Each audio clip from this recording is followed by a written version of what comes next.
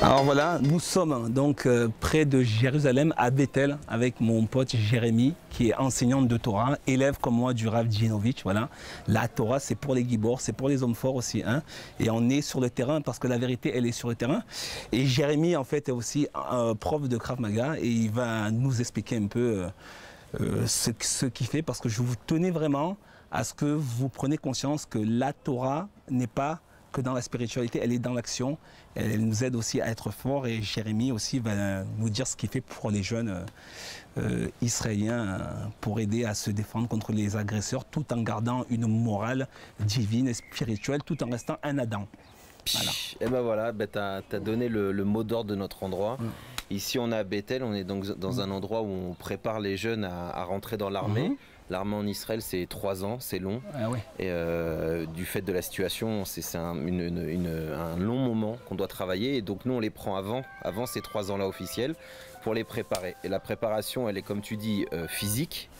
Krav Maga, course, tout ce qu'il faut faire. Tu vas voir, on va passer alors, on va visiter parce qu'on passe à l'action là. Allez, on va parler en même temps, alors vas-y, dis-moi. Donc il y a une préparation physique très forte, où on prépare les jeunes, où on les met dans la motivation de passer 3 ans sur le terrain, de devoir protéger tous les endroits d'Israël contre les ennemis. Et il y en a. Et depuis 3500 ans. Attends, faut quand même dire qu'il y a eu quand même les Grecs qui sont passés, les Romains, les Perses, qu'est-ce qu'il y a eu encore, les Allemands, et c'est ça, et Am Israël Rai, voilà. Ouais. Donc le secret de Am Israël, hein, de la longévité, 3500 ans, c'est la Torah, c'est Hachem, c'est le Dieu Tout-Puissant qui est là. Hein, et c'est la potion magique, c'est Astérix et Obélix, mais sauf qu'Astérix et Obélix sont plus là, les Juifs sont toujours là, c'est détenteur du monothéisme. Dieu s'est révélé ici, hein, sur cette terre, et il est encore là pour prouver que, voilà, vous aurez pour dire que le Krav Maga c'est du bidon, c'est du ça, mais résultat de compte, c'est pas avec, moi je suis pratiquant de free fight, mais c'est pas avec le free fight qu'on va en guerre avec des milliards d'ennemis, hein. C'est avec un entraînement adapté, et il va nous montrer, et avec cette force de la Torah. Ah ouais. On est en direct Allô, très vrai.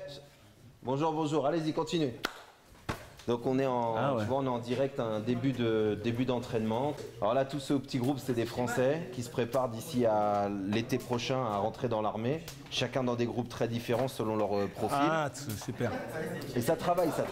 Et tu vas voir, donc là, c'est la salle de Krav Maga. Donc, vraiment, on apprend le Krav Maga. On a une salle de musculation. On va aller aussi, et puis évidemment, comme tu as dit, on a forcément un Beth Midrash. Là, on étudie la Torah, là, on se renforce et on rentre toute la morale qu'il faut. Parce que plus tu as de la force, plus il faut être moral.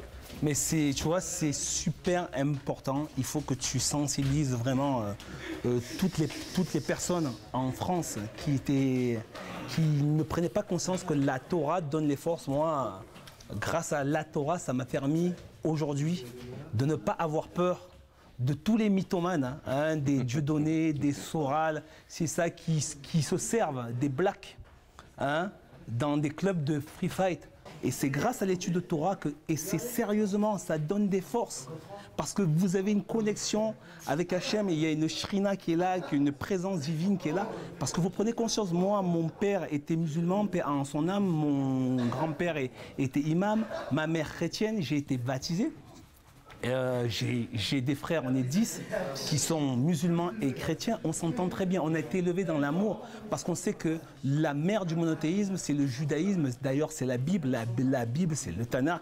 On va revenir ici, il va nous montrer quelques techniques, et on va dans le lieu de prière, et tu nous expliques un peu ce que c'est la Bible. Regarde, ce que tu dis, c'est très fort. D'abord, qu'on ait choisi cet endroit pour parler de ça, c'est magnifique, parce qu'en hébreu, Beth El, ça veut dire la maison de Dieu. Eh oui. Alors, dans la maison de Dieu, qu'est-ce qu'on s'attend évidemment à quoi? Avoir des livres. Alors évidemment, il y a des livres, on va y aller. C'est un endroit de prière, c'est un endroit où on mange, c'est un endroit où on dort, c'est un endroit de vie, c'est un endroit où on éduque, où les familles viennent, les petits, les grands. Regarde là, donc justement, juste là-bas, il y a un panneau qui explique bien tout ce qu'on a dit. C'est venez voir ce que c'est une base militaire, une préparation militaire. Regardez tout ce qu'on essaye de faire entrer comme message important sur le respect de l'homme, sur l'importance de la force, sur savoir utiliser les choses avec mesure. On est loin, tu sais, de l'idée de la base militaire avec des armes rangées les unes à côté des autres. Tu vas voir qu'il y a beaucoup d'armes. Et j'ai vu des blacks aussi. L'armée israélienne est composée aussi de blacks et aussi de personnes qui sont musulmanes. Évidemment. Qui savent très bien que Israël est détenteur du monothéisme et protecteur du monothéisme et de la liberté des cultes. Voilà, donc à tous les mythos, allez à Gaza, ramenez-nous des vidéos comme ça avec un instructeur du Hamas qui va vous parler comme moi je vous parle. Parce que lui, il est un instructeur préparateur pour les futurs soldats. Et il est étudiant de Torah, enseignant de Torah. On a le même Rav en plus qui s'appelle Rav Djinovitch. Est-ce que Dieudonné, Soral et tous les mythos là, vous êtes capable d'aller à Gaza et aller avec un instructeur du Hamas et qui vous reçoit comme ça et qui vous parle de spiritualité et tout à la fois qui est un homme fort, un gibor. On n'a peur de personne. Voilà, c'est la force de la Torah et on n'a rien à cacher. Preuve, les caméras sont là. On va filmer, on rentre dans le lieu de prière. Alors regarde justement, ce lieu-là, c'est un lieu où on prie tous les jours, 3 fois par jour on prie, on étudie. Tu vois, il y a plein de salles à côté. Chaque groupe, il a un rave avec qui il pose toutes les questions de la vie, parce que faut savoir qu'un militaire, même s'il est militaire et qu'avec son uniforme, etc., il a 18 ans. 19 ans, c'est un enfant. Alors, avant ça, il a beaucoup de questions. Qu'est-ce que je vais faire après l'armée? Est-ce que je me marie? Est-ce que j'attends la fin de l'armée? Qu'est-ce que c'est le mariage? Comment je vais trouver mon argent? Qu'est-ce que je dois faire? Et même en tant que juif religieux, qu'est-ce que je fais pendant Shabbat? Shabbat, c'est le jour où on se repose. Il y a des choses qu'on a le droit de faire, etc. Donc, on apprend tout ça ici pour essayer de leur donner pas seulement des armes militaires, mais les armes de la vie. Et donc, pendant un an, tu vois, ils sont entourés, ils apprennent tellement de choses pour les renforcer, pour qu'ils arrivent à supporter l'armée qui dure 3 ans et que ça les casse pas, au contraire, qu'ils aient grandi de cette expérience, qu'ils aient grandi et qu'après ils soient prêts pour être des pères de famille, des choses comme ça. Parce que vraiment, tu vois, parce que vraiment il faut que tu leur expliques qu'il n'y a pas une armée au monde, franchement, qui est aussi morale que Tsahal, dans le respect déjà des cultes, dans le respect aussi que c'est pas mesure pour mesure, c'est-à-dire qu'ils pourraient d'un coup, de main comme ça, rayer Gaza de la carte. Ils le savent très bien, il va vous le dire. Ils ont tout l'armement pour. Mais ils essaient toujours la paix, le shalom, comme ils disent. Or que quand on t'attaque, tu ne peux pas te permettre de laisser des territoires. Parce que ton ennemi, il va revenir après derrière. Et surtout qu'ils reçoivent de l'argent. J'ai vu tout à l'heure des constructions. C'est notre argent français. Ils reçoivent de l'argent des Qataris, notre argent des impôts français qui vont là. C'était pour reconstruire soi-disant ce qui avait été détruit. Et qu'est-ce qu'ils ont fait? Des tunnels. Qu'est-ce qu'ils ont fait? Encore des tunnels souterrains. Et ils se sont réarmés. Or que ce n'est pas Israël qui attaque, c'est eux qui attaquent. Et il est sur le terrain. Il va vous le dire. Tous les Juifs veulent la paix. Je vais te dire, aujourd'hui, on a un bel enjeu. C'est que tu verras d'abord dans le terme Tzva l'Hagana l'Israël Tsahal, c'est une armée de défense. Ce mot-là, il est extrêmement important. Parce que ce qu'on aimerait, c'est s'entraîner, être fort et ne pas avoir besoin de sortir. Ça veut dire être là s'il y a un problème. Explique-moi ce logo-là. Alors justement, voilà, ça c'est le logo de l'endroit où on est, donc la Mechina Gamzveit de Bethel. Ça veut dire une préparation à l'armée. Bethel, c'est le lieu où on se trouve, la maison de Dieu. Comme tu peux voir, c'est vraiment l'idée dont on parle beaucoup depuis qu'on est là. Il y a un soldat à gauche, tu vois, avec son arme qui essaye de protéger. À droite, un autre soldat qui étudie. Au milieu, un livre, donc tout le sujet de la Bible, comme tu dis, le fait de le Chibour, c'était sa fameuse échelle pour rappeler de Jacob. Voilà, Jacob, parce que c'est ici. Voilà. C'est ici la prière de Jacob et de Bethel. Donc la fameuse échelle de Jacob, l'idée de ce qu'on disait, 100% corps, 100% Torah, 100% respect de l'humanité. Il y a écrit, c'est comme ça que commence la victoire. Quand tu as compris que t'es pas là pour taper et t'es pas là pour prier soi-disant un Dieu qui s'occupe pas de personne, tu fais le lien entre les deux, t'es fort, t'es moral, et c'est comme ça que tu réussis. Il faut bien comprendre que la Torah, c'est pas que pour les Juifs, c'est pour les non-Juifs, c'est pour le monde entier, c'est Or Lagoïm, comme on dit, et c'est la preuve en année. Il y a une fraternité qui est là et un respect Vraiment, on ne demande pas à se convertir, on demande déjà à faire les 10 commandements, à se respecter, à ne pas s'attaquer.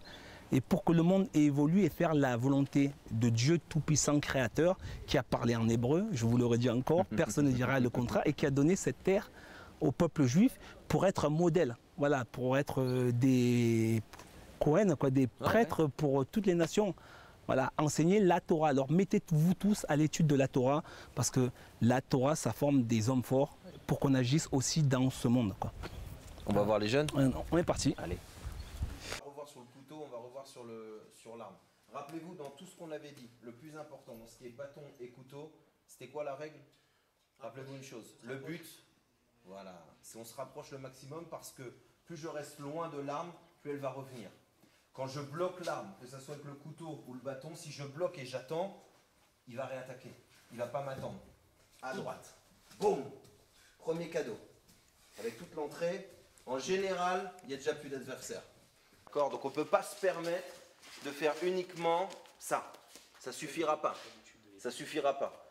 Comme tu as dit tout à l'heure, on se baisse un peu pour être loin de la lame. Mais ça ne suffit pas. Pourquoi? Parce que qu'est-ce qu'il va faire? Il ne va pas m'attendre. Et hop, c'est foutu. J'ai bloqué le premier, mais j'ai pris le reste. Donc là encore, une fois que j'ai bloqué, je suis rentré, je mets vite, le plus vite possible, l'arme loin de moi et je travaille. 1, 2, 3, tout ce qu'on connaît.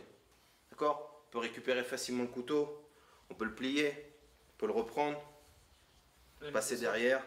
La mise au sol. Ok? Qui c'est qui sait compter jusqu'à 5? Ok, alors regardez, vas-y. Vous avez réussi? Non, c'est 4,5 là. D'accord. J'ai essayé de faire doucement pour qu'on soit sûr que tout va bien. Sam, tout va bien? Tout va bien. Je t'adore. Regarde ça. Travaillez les mecs, on y va. Et on dégage. Oui, mais regarde là. Et s'il y a quelqu'un d'autre de méchant? Et s'il y a un autre problème? Et s'il y a un enfant?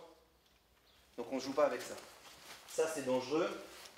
J'ai bloqué la personne. Boum! Je la maîtrise. Je garde l'arme proche de moi maintenant. Une fois que je suis sûr qu'il est calme et qu'il ne va plus rien faire de méchant, je récupère son arme. Et moi, gentiment, je la range. Et on calme le jeu. D'accord? Oh! On récupère. Au revoir.